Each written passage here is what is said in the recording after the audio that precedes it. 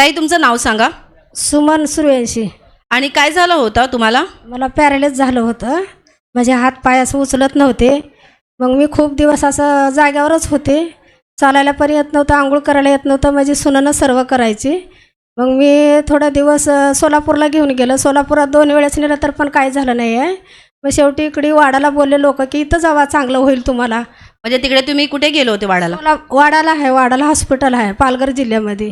तिकडे गेल्यावर पण मला काहीच वाटत नव्हतं. मग एका रविवारी गेलो आम्ही. तर मी जाते वेळेस इथून माझा भाऊ बोलला, बघ इथं शिबी, इथं प्रार्थना होते मग वंदना सिस्टरची, तू जाशील का? तर मी बोललो हो जाईन. मला सोबत भेटल्यावर मग माझी बहीण येते. मग बहिणी संग आली इथं. मग पहिल्या सोमवारी आली तेव्हा मला रविवारी इथं थोडं मला सांगायला झंझड्या आल्या.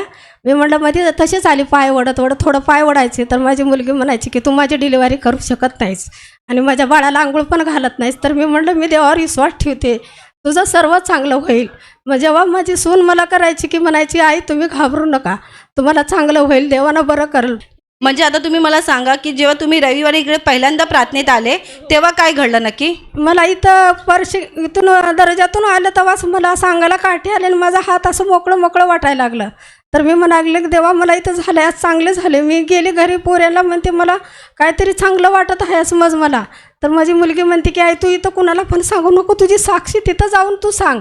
माझी मुलगी प्रार्थना करायची, पायाला मग बरोबर लावायची, तू उठशील. मी उठायला होत नव्हतं मला. ती तुम्हाला धीर द्यायची आणि विश्वास द्यायची की तू बरी होणार. आणि मग नंतर तुम्ही शिबिर कधी केले? शिबिर 15 दिवस झालं पूर्वी केलेले. आता 15 दिवस झाले शिबिर केले. मग शिबिरमध्ये आल्याच्या नंतर मला एकदम असं हात माझा असं अंगाला काटे आल्यासारखे झाले. मग माझा हात मी उचलायला लागले तर हात पण उचलतो, पाय पण माझा बरा झाला. म्हणून मी येशूला धन्यवाद देते. शिबिरात जेव्हा तुम्ही आले होते तेव्हा तुमचा हात पाय व्यवस्थित उठत नव्हता? असं पाय वडत चालायची, अशी चालायची, तशीच चालत जायची. मी कोशिश करायची की देवा मला बरं कर, मी कुठं गेले तरी पण मी पडणार नाही आहे. कसे ओढत जायचे जरा दाखवा लोकांना. अशी चालायची, अशी करायची, असं चालायला येत नव्हतं. असं म्हणजे हेटकत चालायची, पायऱ्या पण चढायला होत नव्हतं. मग तिथं गेल्याच्या नंतर मी इथं आल्याच्या नंतर मी पूर्णपणे बरी झाली. मी ते समोर या. तुम्ही आले तेव्हा असं जसं तुम्ही दाखवलं असं चालत तुमच्यासोबत तुमची बहीण होती. आणि शिबिरात आल्यानंतर नक्की काय घडलं? नक्की काय मला असं देवानं की मी उठल्यानंतर असं म्हटलं मी देणार नाही आहे साक्षी, मला द्यायला साक्षी होत नाही आहे. देवा मी काय करू? मग आज आल्याच्या नंतर पण मला साक्षी द्यायला होत नव्हतं, उठायला होत नव्हतं.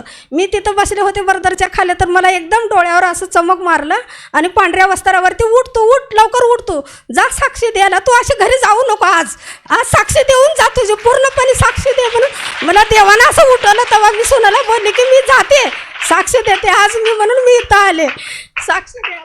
आणि आज तुम्ही बोलतायत की तुम्हाला ते प्रकाश पडला जेव्हा तुम्ही ब्रदरांच्या तिथं बसल्यावर बर्दरच्या खाली बसले होते. तिथं ब्रदरांचे फोटो आहे तिकडे, त्याच्या खाली तुम्ही बसले होते. त्यावेळी तुम्हाला असं आतून प्रेरणा झाली की साक्षी दे. आणि तेव्हापासून शिबिरात गेल्यानंतर घरी तुमचा हातपाय व्यवस्थित काम करायला लागलं? काम करायला लागलं. मी जेवण पण असं मला मुलाला असं भरवायला होत नव्हतं. असं भाकर बी घेतलं तर की असं अंग थरथर करायचं. उजव्या हाताला त्रास होता? हाताला त्रास व्हायचा. आता तुम्ही व्यवस्थित चालू फिरू शकता. लोकांना चालून दाखवा तुम्ही. तिथपर्यंत जा. या आता इकडे समोर या. आता त्रास नाही?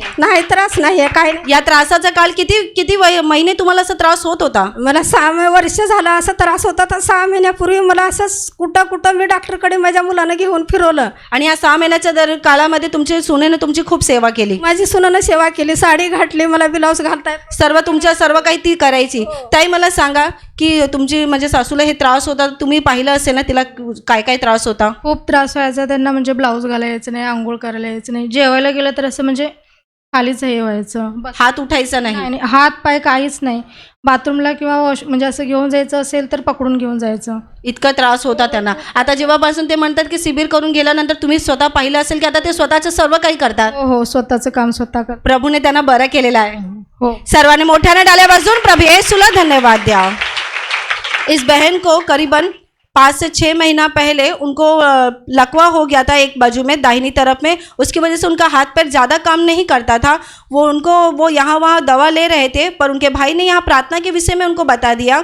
और जब वो रविवार के दिन पहली बार प्रार्थना में आ गए तभी उनके शरीर में कुछ उनको लग रहा है, ऐसा महसूस हो रहा था, प्रभु का अनुभव आ रहा था. और उनको ऐसा लगा कि मैं शिविर में आना चाहिए, और उसके बाद से वो अपनी बहन को लेकर निवासी शिविर में आ गए। प्रभु की ऐसी कृपा हो गई कि जब शिविर में आए तभी वो ऐसे पैर को घसते घसते आ रहे थे, उनका हाथ पैर ठीक से काम नहीं कर रहा था। लेकिन शिविर में होने के बाद प्रभु की कृपा से उनका हाथ पैर पूरी तरह से ठीक हो गया। घर जाने के बाद जो पहले कुछ नहीं करते थे खुद का, उनकी बहू सब करती थी, प्रभु की कृपा से अभी वो खुद का सब कुछ करते हैं। प्रभु ने उनको चंगाई दी है, इसलिए आप लोग तालियां बजाकर प्रभु यीशु को धन्यवाद दीजिए।